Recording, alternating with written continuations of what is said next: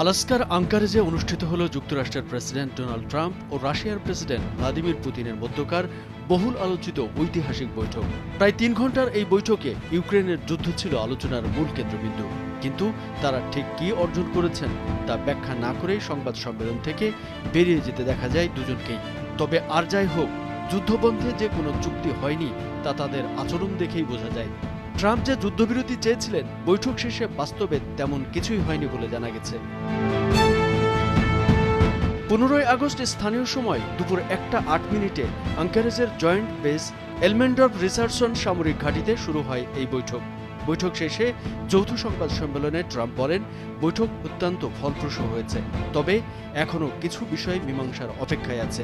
তিনি আরও জানান, পরবর্তী ধাপে তিনি ইউক্রেনের প্রেসিডেন্ট ভ্লাদিমির জেলেনস্কি ও ন্যাটো মিত্রদের সাথে আলোচনা করবেন বলে জানিয়েছেন।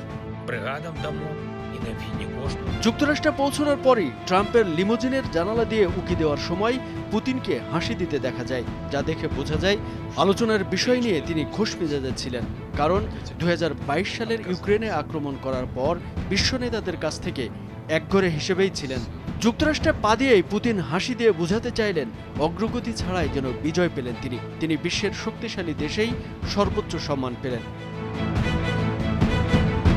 আলোচনা শেষে মার্কিন প্রেসিডেন্ট বলেন, আমরা ব্যাপক অগ্রগতি করেছি, কিন্তু এখনো শেষ পর্যন্ত পৌঁছায়নি। চুক্তি না হওয়া পর্যন্ত কোনো চুক্তিই নেই।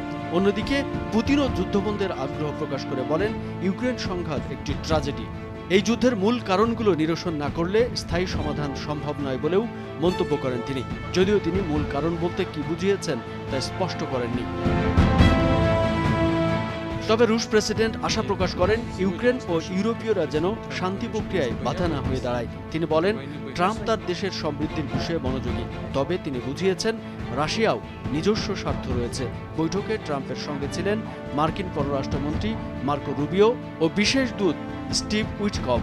অপরদিকে পুতিনের সঙ্গে উপস্থিত ছিলেন রুশ পররাষ্ট্রমন্ত্রী সের্গেই ল্যাভরভ এবং মুখপাত্র ইউরি উসাকভ।